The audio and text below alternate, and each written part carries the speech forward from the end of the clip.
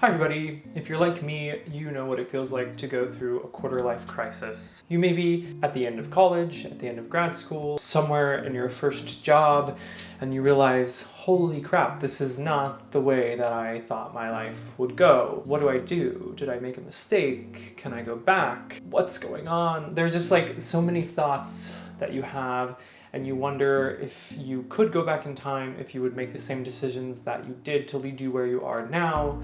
If you haven't had this experience, this sort of anxiety, this insecurity, I would love to hear how.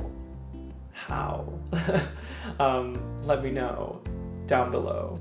But in this video, I'm just going to tell you a little bit about what I've learned about pursuing new passions and how that can help with this sort of inner narrative that a lot of us experience, these questions that we have that can be really difficult to deal with. I am a singer, and I've studied singing since middle school.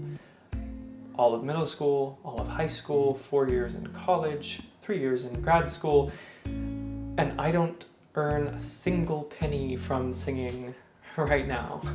I have earned money from singing a little bit, but I'm not singing right now for money. That is upsetting in a lot of ways because I spent so much time and so much of my life really believing that I would be a singer, that I would graduate college and I would get famous like this.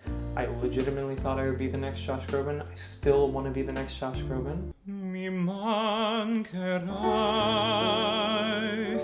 se te ne vai. Just saying. But one of the things that I learned, I realized I wasn't going to be a classical musician, that wasn't going to be the career that was for me.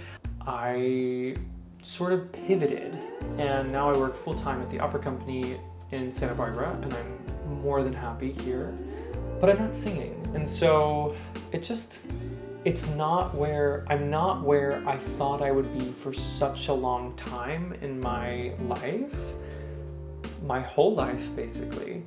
And it's really disorienting because I feel like I worked my whole life to be something that I'm not right now, and I'm not moving toward that anymore. Where like from middle school on, I was moving to this goal of being a famous singer, and now I'm not going in that direction because I'm working at an opera company, I'm not singing, I'm not making money from singing, and so it's just very disorienting. It's like, well, where am I going? I have to be going somewhere because I've always been going somewhere, but now I'm not going somewhere, so what am I doing? This is what I'm talking about. It's like you're moving forward until you stop moving forward. So one of the things that I've learned is if you find side passions that you didn't know you had, they can help you, and they can form a new direction, a new place for you to continue moving forward. For me, that was photography. Now, I never thought that I would be a photographer. I started photography when I was 24, and in grad school, it was 3 years ago. It has become such a lifeline for me. It has become a new passion of mine. It has become something I look forward to doing. It has become something that has impacted my professional life, where now I am the staff photographer at the opera company, not only the director of operations, but the staff photographer. So it's become a skill that I use professionally. It has also allowed me to create a little side income with my photography business, which is very part-time, but it still is a side income. And more importantly, it just makes me happy. It makes me happy to learn about photography, to do photography, schedule photo shoots, to edit photos. It inspired me to start this YouTube channel, which I am really enjoying. So one of the things that I want to talk about in this video is how you can explore your passions. I think like the whole idea of exploring passions is like really cliche and exaggerated. It's like, yeah, everybody wants to explore their passion. Everybody has a passion. Where did my passion get me? My passion for singing made me no money. It made me go to college and spend all this time. Yeah, okay, fine. That's true. You know, we all have little passions that we think about, things that we're interested in.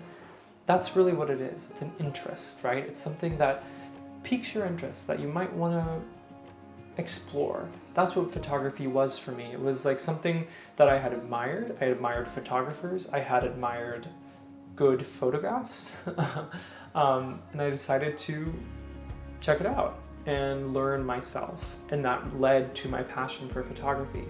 So maybe you have an interest in writing. You could, explore that. Start writing a blog, start keeping a journal, and maybe you'll find that that becomes a passion, that you'll end up writing short stories or children's books, or get into other forms of literature that you don't have as much familiarity with. Maybe you enjoy baking and you can learn how to bake bread, and maybe you'll turn that into a passion where you create a little business that makes loaves of bread that you deliver to your local community every Friday, and people pay like $15 for a nice local loaf of bread, and it becomes a little side business for you. Maybe you like illustrating and you can learn about illustrating. Maybe you could get an iPad, learn how to illustrate in Procreate, create beautiful digital drawings, start a YouTube channel about it, sell your drawings on Etsy on postcards and greeting cards. Maybe you're just into graphic design and want to create templates for PowerPoint presentations or resumes or just font, typefaces, graphics, and you can sell those on Etsy too. There's so much you can do nowadays with your passions, whether it be just having them as creative outlets that reduce stress and anxiety, that get your mind off of work, that get your mind off of other things that you're dealing with in your life. Or, these passions can become little side projects, side businesses that eventually become your full-time businesses. There is so much opportunity and possibility these days with the internet and these apps. There's this endless connectivity, there's endless opportunity, endless possibilities for these projects. Try different things, explore different avenues. As cliche as it is to follow your passion in today's world, really exploring things that you're interested in help you in so many ways. They improve your happiness, they give you new skills, creative outlet, possibility for creating side income. There's so much wrapped in all of these things that I highly encourage you to explore what interests you, and you'll find that there is just unlimited value in really investing in these passions, in these interests even that might not be passions right now, but that are just a seed of something inside you that is really going to spark a new passion. I hope this video has been interesting. I hope it's been helpful.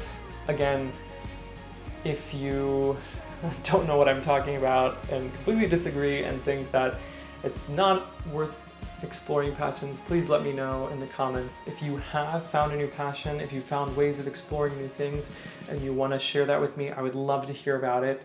Thank you so much for watching this video. Please subscribe and give this video a like. It really does help me out and I do appreciate it. It helps me keep making these videos and keep putting time and effort into my YouTube channel. Thank you for being here. Thank you for watching. And I'll see you in the next video. Have a good one.